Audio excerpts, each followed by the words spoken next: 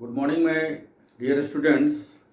Chemical reaction and equation में तीन important discussions आज हम लोग करेंगे और वो है कोरोजन ऑफ मेटल्स, रेंसिडिटी, और एक वैसे तो है नहीं लेकिन आपकी सुविधा के लिए मैं उसे ऐड कर दे रहा हूँ।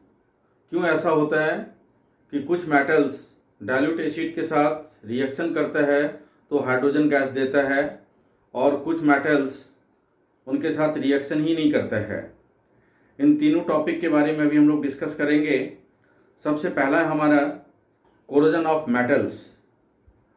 कोरोजन ऑफ मेटल्स, जो रिएक्टिव मेटल्स होते हैं वो मॉइस्ट एयर और उसमें प्रेजेंट डिफरेंट गैसेज जैसे ऑक्सीजन, सल्फर डाइऑक्साइड, इन सबों के साथ रिएक्शन करके इनके सरफेस के ऊपर एक कोटिंग आ जाता है। अलग अलग मेटल्स के ऊपर अलग अलग तरह के कोटिंग का फॉर्मेशन हो जाता है, जिसके कारण से क्या होता है कि धीरे धीरे करके मेटल खराब होने लगता है और एक समय में आके वो मेटल एकदम ही खराब हो जाता है। इन सबों में सबसे ज़्यादा इम्पॉर्टेंट है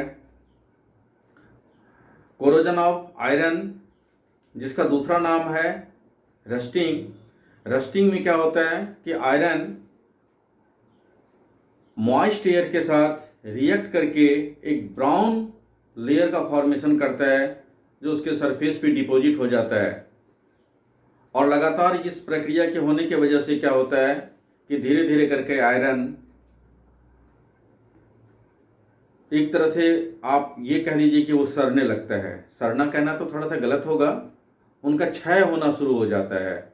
कोरोजन, उनका क्षय होना शुरू हो जाता है और धीरे धीरे करके मेटल आयरन वहाँ ख़त्म हो जाता है। इसका रिएक्शन क्या है? कभी कभी रिएक्शन पूछ देता है कि रस्टिंग का जो रिएक्शन है वो है आयरन, ऑक्सीजन एटमॉस्फेयर में जो प्रेजेंट रहता है और ये मॉइस्चर, इनके साथ रिएक्शन करके ये एक ब्राउन कोटिंग बनाता है Fe2O3XH2O। इसी का ये बैलेंस्ड फॉर्म है 4Fe + 3O2 + 2XH2O 2Fe2O3XH2O। तो ये हो गया हमारा rusting of iron. Rusting of iron में क्या होता है कि आयरन जब मॉइस्ट एयर के संपर्क में आता है तो अपने सरफेस के ऊपर एक ब्राउन कलर का कोटिंग का फॉर्मेशन कर देता है, जिसके कारण से धीरे धीरे करके आयरन नष्ट होना शुरू कर देता है। इससे बचाव के लिए हम लोग क्या करते हैं? इसके बचाव के लिए हम लोग ठीक उसी तरह से उपाय करते हैं। जैसे बारिश में बचने के लिए हम लोग क्या करते हैं तो अम्ब्रेला का यूज करते हैं या फिर रेनकोट का यूज करते हैं। ठीक उसी तरह से आयरन को रस्टिंग से बचाने के लिए हम लोग उसके ऊपर कोटिंग करते हैं। कोटिंग किसका करते हैं? पेंट का कोटिंग करते हैं, ग्रीजिंग कर देते हैं, इनेमल उसके ऊपर चढ़ा देते हैं। ऐसा करने से क्या होता है कि मॉइस्ट एयर आयरन के संपर्क में नहीं आ पाता है, जिसके कारण से आयरन के जो सब्सटेंस होते हैं वो बच जाते हैं। तो ये तो हो गया हमारा रस्टिंग ऑफ आयरन और उसका प्रिवेंशन। दूसरा इम्पॉर्टेंट हो जाता है रेंसिडिटी। रेंसिडिटी क्या होता है? हमारे भोजन का सड़ना। कैसे सड़ता है भोजन? तो हमारा भोजन जिन सब चीज़ों से बनता है उसमें दो इम्पॉर्टेंट इंग्रेडिएंट्स है, फैट और ऑयल। ये फैट और ऑयल का जब एरियल ऑक्सीडेशन होता है उसके वजह से क्या होता है कि भोजन रेंसिड हो जाता है, सड़ जाता है, उसमें एक दुर्गंध आ जाता है जो खाने योग्य नहीं रह जाता है।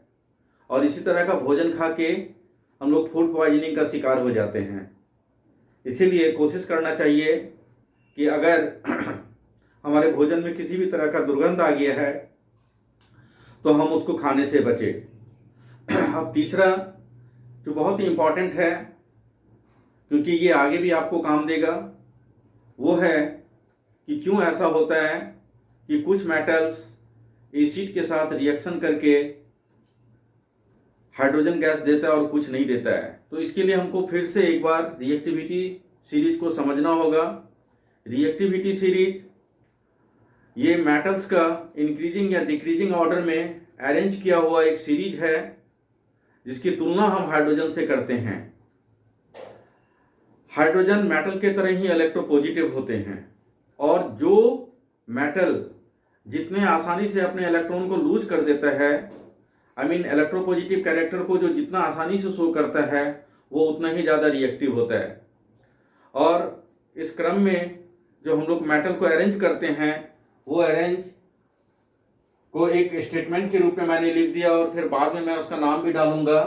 और ये स्टेटमेंट है, please stop calling me A zebra, instead try learning how copper shape gold. यहाँ देखिए, P for potassium, K, S for sodium, Na calling, Ca me, Mg, A aluminium, zebra zinc, Zn instead iron, Fe try tin, Sn learning lead, Pb, और ये how बहुत important है, ये हो गया hydrogen. और नीचे 3 एलिमेंट्स जो हैं वो हैं हमारे कॉपर, सिल्वर और गोल्ड। अब यहां देखिए, जितने भी एलिमेंट्स हाइड्रोजन से ऊपर हैं, वो हाइड्रोजन से ज्यादा रिएक्टिव हैं। और ऐसे मेटल्स जब डाइल्यूट एसिड के साथ रिएक्शन करता है तो हाइड्रोजन गैस देता है, और जितने भी मेटल्स हाइड्रोजन से नीचे हैं, इसका मतलब है कि वो लेस रिएक्टिव है। और ऐसे मेटल्स डाइल्यूट एसिड के संपर्क में आने के बाद किसी भी तरह का कोई रिएक्शन नहीं करता है। तो ये रिएक्टिविटी सीरीज का एक इम्पॉर्टेंट है, और इसमें ये भी कभी कभी क्वेश्चन आ जाता है कि हम हाइड्रोजन से कंपेयर क्यों करते हैं। तो उसके लिए याद रखिएगा कि जिस तरह से सारे मेटल्स इलेक्ट्रोपॉजिटिव इन कैरेक्टर होते हैं, उसी तरह से हाइड्रोजन भी जो है वो इलेक्ट्रोपॉजिटिव कैरेक्टर को शो करता है। और ये कंपैरिजन उसी का एक सीरीज हम बना के रखे हुए हैं। अब इसके बाद जो मैं नेक्स्ट चैप्टर आप लोगों के लिए शुरू करूंगा, वो होगा एसिड, बेस और सॉल्ट। एसिड, बेस और सॉल्ट को पढ़ने के बाद कुछ कंपाउंड्स का मैन्युफैक्चरिंग भी हम लोग पढ़ेंगे, जिसमें से इम्पॉर्टेंट जो कंपाउंड्स आ जाते हैं वो आ जाता है washing soda, baking soda, plaster of Paris, bleaching powder. और इनका क्या इंपॉर्टेंस है, क्या यूज है, वो मैं आपको एक एक करके मैं नेक्स्ट वीडियो में लेके डालूंगा। Thank you.